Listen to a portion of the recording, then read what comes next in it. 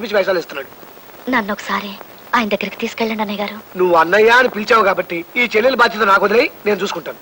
నువ్వు ఇప్పుడు వెళ్ళి కాళ్ళ మీద పడితే చెప్పులెత్తు పడడానికి వచ్చావని అపార్థం చేసుకుంటాడు మావాడు. అంచేత నువ్వు కూడా కాస్త పట్టు పెట్టు చూపించి వాడు దిగొచ్చి భూమి మీద నిలబడి నీతో మాట్లాడేట్టు చేసుకోవాలి.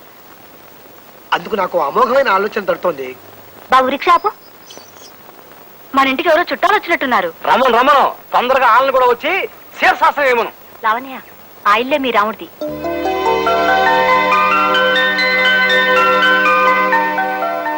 తొందరపడకు. మా వారు ఏం చెప్పారు? కాస్త నువ్వు పట్టు పెట్టు చూపించాలన్నారా? పద, ఇటు పద.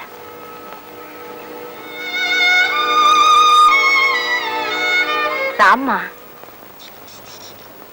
మీరా రిక్షాలు మా ఇంటి ముందు ఆపారేమిటి? మీ ఇంట్లో ఓ వాటా ఖాళీగా ఉందన్నారు కదా, అది మేము తీసుకుందామని. అద్దె మీ ఇష్టం అక్కయ్య గారు. అద్దెదే ఉందమ్మా. ఇది వరకు ఉన్న వాళ్ళు 600 ఇచ్చేవాళ్ళు. కాదు 500. అది మా వారి ఆసనాలు లెక్కలేమ్మా, అద్దె లెక్క కాదు. మీరు 700 ఇస్తే చాలు. రండి.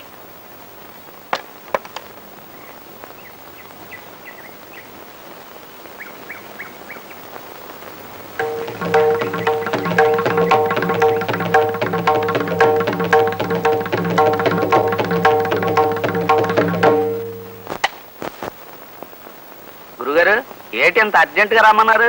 ఏటి సీఎం? అటు చూడు. పురుషద్వేషి సమాజం.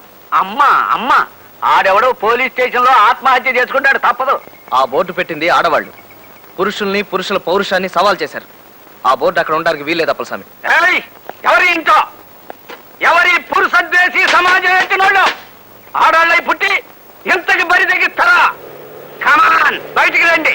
ఒక్క రాత్రి దేశంలో ఎడతా ఫినిష్. ఇక జీవితాంతం తలెత్తుకోలేరంటే రండి, బయటికి రండి. మగాళ్ళంటే పడని ఈర నారి మళ్ళీ ఎవరో రండి, మీ సంగతి తేల్చేస్తా.